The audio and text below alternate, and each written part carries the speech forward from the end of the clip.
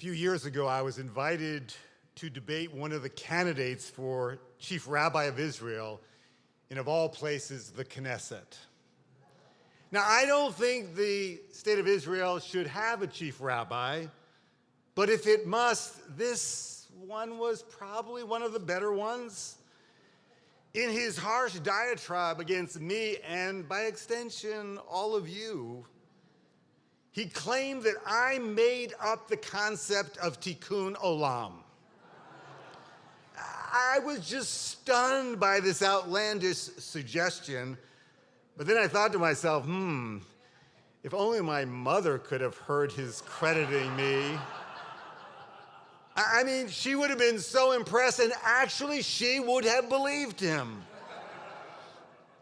But I pushed back really hard, saying that every single text in Judaism, from the Bible to the Talmud to the medieval codes, every one of them puts social justice in the very aorta of our tradition.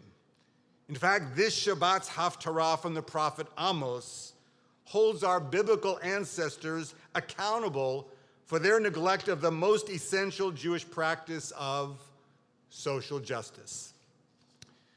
Amos said, "Because they have sold for silver those whose cause was just, and the needy for a pair of sandals, you who trample the heads of the poor into the dust of the ground."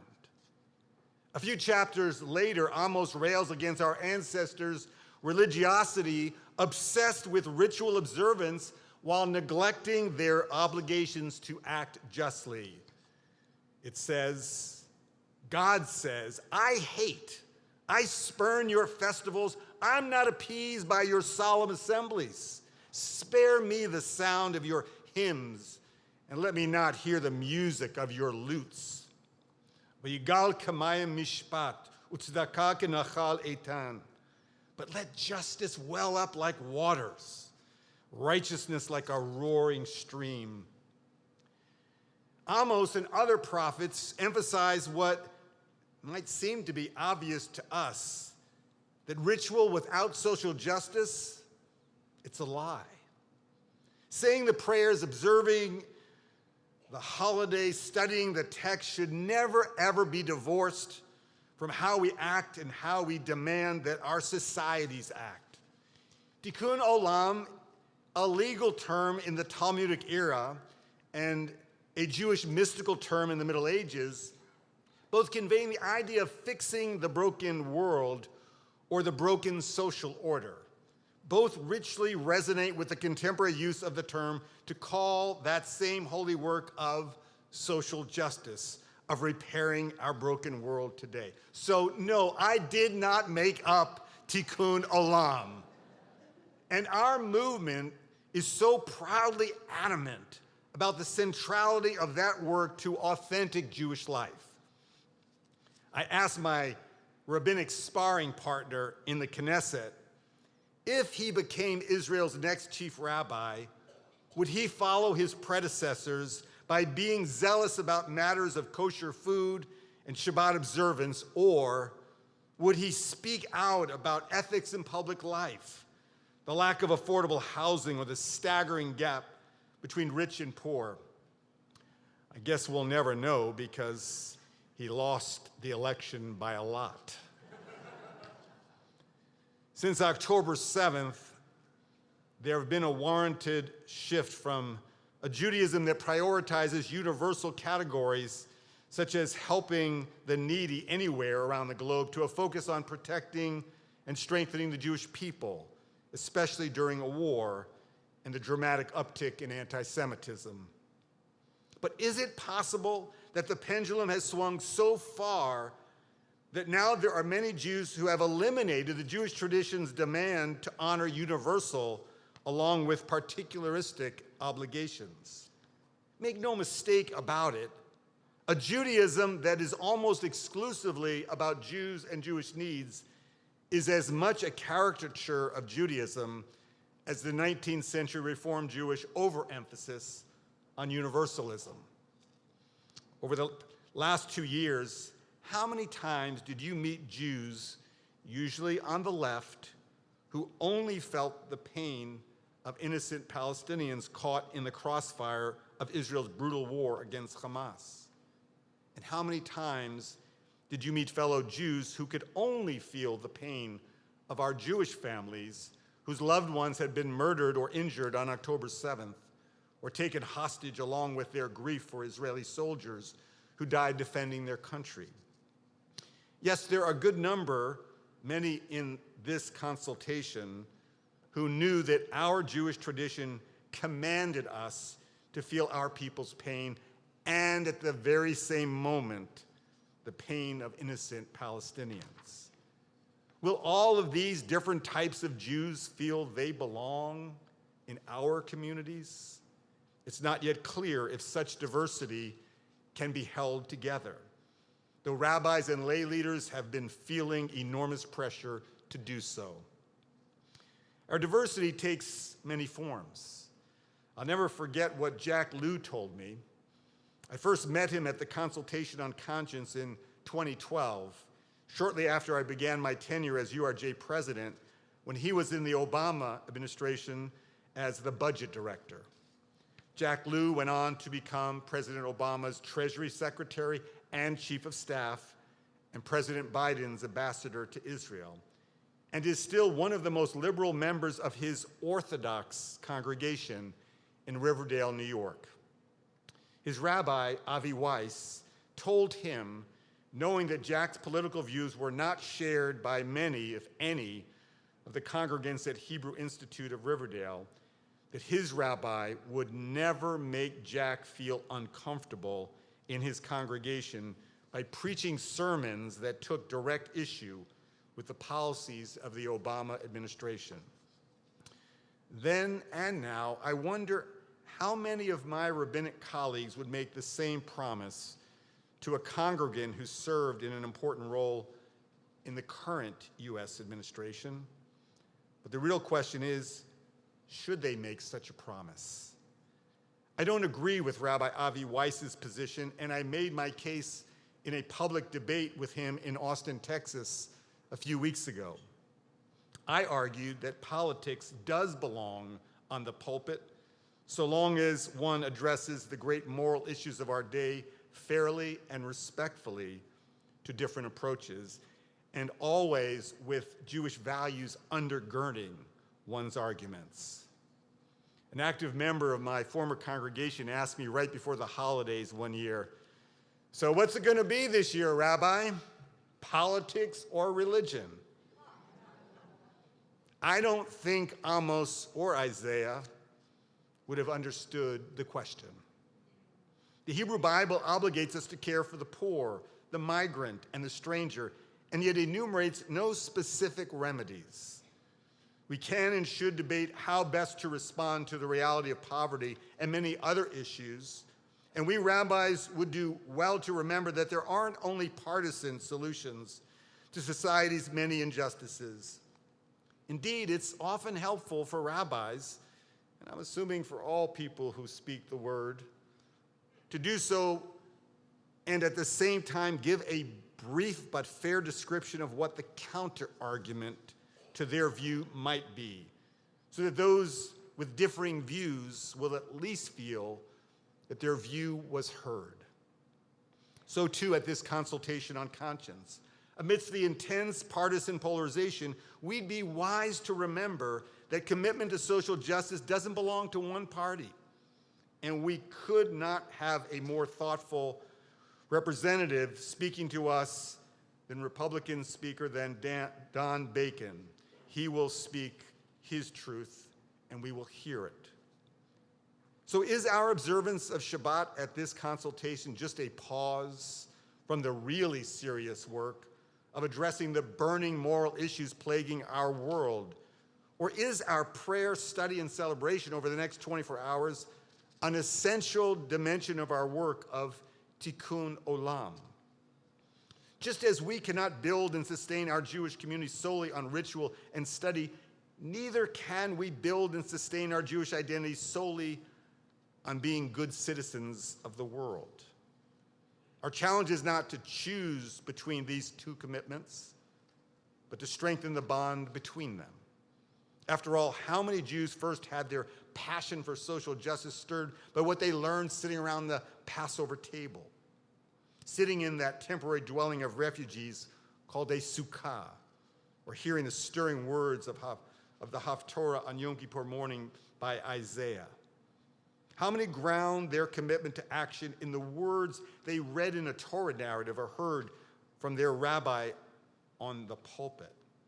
Serious Jewish studies should lead to the soup kitchen and to work for policies that stop people from experiencing hunger in the first place, since prayer should prepare us to do battle with injustice. But too often, traditional Judaism has ignored tikkun olam. Remember my friend at the debate in the Knesset? Too often, yeshiva study and rigorous observance of ritual mitzvot do not lead to the prophet's call to establish justice in the gate. And on the other hand, for too many non-Orthodox Jews, take a deep breath, tikkun olam is not grounded in deep study, spiritual practice, and communal engagement. Social justice not grounded in text and ritual is ephemeral and unsustainable. Like a bouquet of fresh flowers, it is destined to dry up and wither. It cannot be as easily passed down lidor vador, from generation to generation. Make no mistake about it, there is a battle being waged for the authenticity and the future of Jewish life.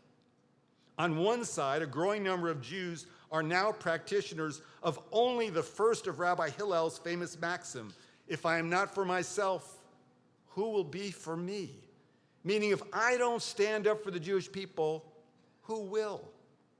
While others, especially many Reform Jews, have built their religious lives primarily on Rabbi Hillel's second imperative, but if I am for myself alone, what am I? A commitment to Jewish peoplehood is a core of Judaism past, present, and future, but it must not become empty tribalism. Rather, peoplehood should embody our Jewish tradition's core values of responsibility to the safety, dignity, and welfare of all members of the Jewish people, no matter their Jewish beliefs or practices. At the very same time, Jewish peoplehood must also obligate social justice and ethics, as inspired by the Jewish tradition, protecting the widow and the orphan, providing for the poor, the hungry, and the ger, the non-Jewish resident sojourner. The future of Zionism must not be focused only on the safety of the Jewish people. It must also be comprised of broader moral commitments. Reform Zionism and the growth of our Israeli Reform movement and the impact of our Israel Religious Action Center are powerful ways for us to express our commitment to peoplehood and tikkun olam. In Israel's current government, the loudest Jewish religious voices promote ethnocentrism and even Jewish supremacy. Like a finger in the dike, our Rabbi Gilad Kariv offers in the Knesset and to the Israeli public an eloquent and powerful rebuttal of this distortion of Judaism, attracting the interest and support from countless Israelis who crave a Judaism of compassion and justice. And here in North America, too often, the loudest pro-Israel voices refuse to acknowledge the times when Israel falls short of the aspirations of her Declaration of Independence. I understand the fear that any criticism of Israel may provide fuel for her enemies, but I believe, and I think some of you believe, we can and do make a much stronger case for Israel when we allow ourselves to see Israel as she is, rather than as some idealized version of herself. Tikkun olam intrinsically is a moral obligation, but it also helps protect and strengthen the Jewish people. Not long ago, I was berated by an Orthodox colleague that we Reform Jews too often speak about fighting anti-Semitism and all forms of hatred. He called me out. He said, "Can't you just say fighting anti-Semitism, period, end of sentence, take a breath?" He then said, "Why is it that we Jews so often stand alone in our fight? Where," he asked, "are all of our supposed allies?" It hadn't even dawned on him for 1 second that much of our security is won through solidarity. But it's not performed because we're hoping to get something. It's done because it's the right thing to do. As we spend much of this Shabbat praying and studying and celebrating, let's not forget that these essential practices make not only our lives richer. I don't know about you, but just being in this service, we're the unbelievable people from Sinai. Put your hands up. I mean, how can we do this work, this back-breaking, soul-stretching work every single day if we don't have the gift of coming together to replenish that spirit and find our way and make our commitment to building a more just society and a more just Israel a reality? Our movement's social justice warrior and prophet, Rabbi David Saperstein, wrote, and I quote, though I'll read it slower than he would. There is no such thing as social action Judaism, that the thread of social justice is so authentically and intricately woven into the many-colored fabric we call Judaism that if you seek to pull that thread out, the entire fabric unravels, that the Judaism that results is distorted, is neutered, is rendered aimless. We, all of us, are partners with the Holy One in shaping our world as it ought to be. In a few moments, we will pray as we do every day the words of Aleinu, reminding us of our sacred obligations to Am Yisrael, to our Jewish siblings. But toward the end of the Aleinu, we say, Letaken olam b'malchut Shaddai, to repair the world under divine sovereignty. Rav Sadia Gaon's 10th century Siddur contains a variant spelling of the word tikkun. It's spelled with a kaf, not a kuf. Just hold that thought. This single letter switch changes the meaning from repair to hold together. Now, maybe this is nothing more than a scribal error, but I love the additional layer of meaning his version offers.